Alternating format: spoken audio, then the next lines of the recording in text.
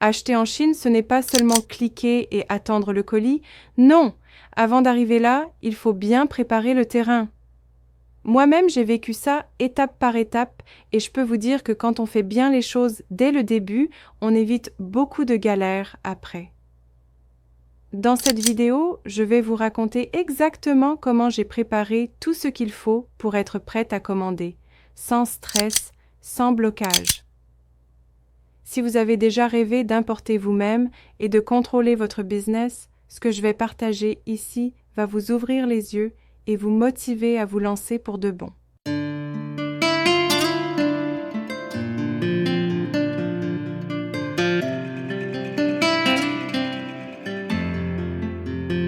Avant même de commencer à acheter en Chine, moi j'avais d'abord besoin d'avoir une carte Visa. Pour ma part, j'avais choisi la carte Visa de la banque UBA. Cette carte-là marche très bien pour faire les achats en ligne, partout dans le monde. Moi, je suis partie directement à l'agence UBA, ici à Kinshasa. J'ai payé 20$ et on m'a donné la carte. C'était simple, rapide et surtout, ça marchait bien pour ce que je voulais faire. Après ça, il me fallait encore un transitaire. Moi, comme je vis à Kinshasa depuis déjà 10 ans, j'ai cherché un transitaire qui fait le trajet Chine-Kinshasa. J'ai choisi MKF Cargo. Je les ai appelés, ils m'ont donné leur adresse en Chine et aussi ici à Kinshasa. J'ai même pris le temps d'aller les voir, en face à face, on a bien discuté, tout était clair pour moi. Ils m'ont expliqué leurs conditions et combien ça coûte. Le transport, c'était 16$ par kilo. Pour moi, ça passait, j'étais prête à continuer. Après avoir eu l'adresse de mon transitaire Chine-Kinshasa, il me fallait maintenant une bonne plateforme pour faire mes achats. Moi, j'ai choisi Pinduoduo. C'est une plateforme très connue en Chine, même les Chinois l'utilisent beaucoup. J'avais d'abord essayé de chercher Pinduoduo sur Google Play Store, mais je n'ai pas trouvé. Pour nous en Afrique, c'est vraiment galère de trouver cette application. Donc, j'étais obligée de télécharger l'application WeChat. Je pense que beaucoup parmi vous connaissent déjà c'est quoi WeChat. Mais si vous ne connaissez pas de panique, moi-même j'avais déjà fait une vidéo où j'explique bien ça. Moi, je suis allée sur Google Play Store, j'ai tapé WeChat dans la barre de recherche, j'ai trouvé l'application, je l'ai téléchargée et ça s'est installé tout seul sur mon téléphone. Après avoir installé WeChat sur mon téléphone, il fallait maintenant que je crée un compte. C'est ce compte-là qui allait me servir pour entrer sur Pinduoduo. Moi, j'ai pris mon temps, j'ai suivi toutes les étapes, tranquillement, étape par étape, et tout s'est bien passé.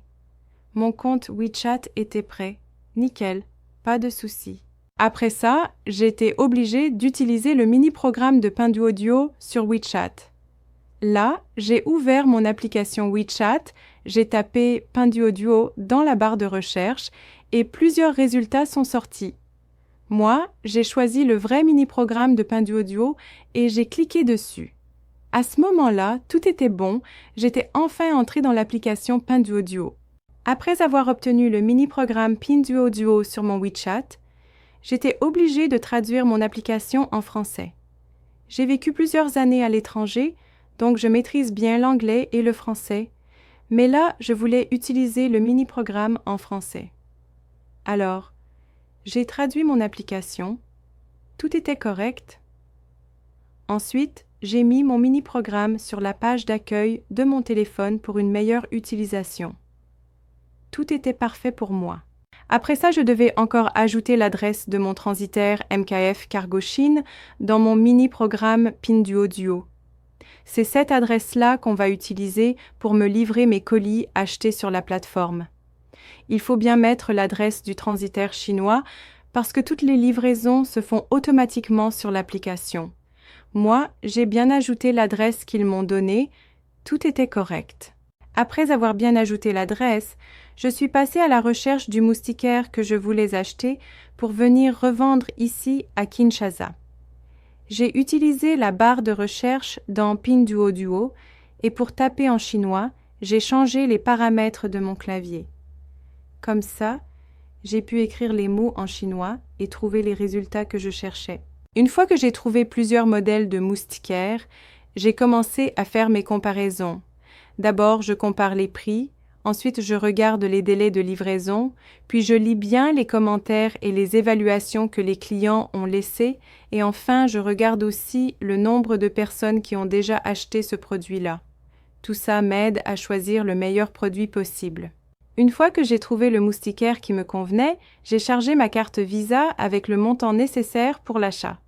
Pour ça, j'ai utilisé l'application XE pour convertir les yuan en dollars et savoir combien je devais mettre exactement sur ma carte pour pouvoir passer au paiement.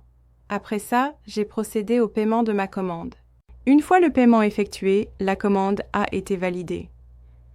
Maintenant, il fallait suivre les étapes de la commande, depuis le fournisseur en Chine jusqu'à mon transitaire. Tout s'est bien passé et après quelques jours, le transitaire ici à Kinshasa m'a contacté pour me dire que mon colis était bien arrivé. Il m'a demandé de venir au bureau pour payer la moitié des frais de transport. J'y suis allée et tout a été réglé. Après avoir payé la moitié des frais de transport, j'ai attendu environ 5 jours et enfin mon colis est arrivé à Kinshasa. C'était vraiment satisfaisant de voir tout le processus se dérouler correctement. J'ai pu récupérer mes moustiquaires prêts à être revendus et le tout s'est bien passé grâce à chaque étape que j'avais suivie. Voilà, maintenant vous avez toutes les étapes bien claires dans votre tête. Comme je vous ai expliqué, chaque détail compte pour que votre achat se passe sans problème. Dans la prochaine vidéo, on va entrer directement dans la pratique pour vous montrer tout ça en temps réel, étape par étape. Préparez-vous bien parce que là, on passe aux choses sérieuses.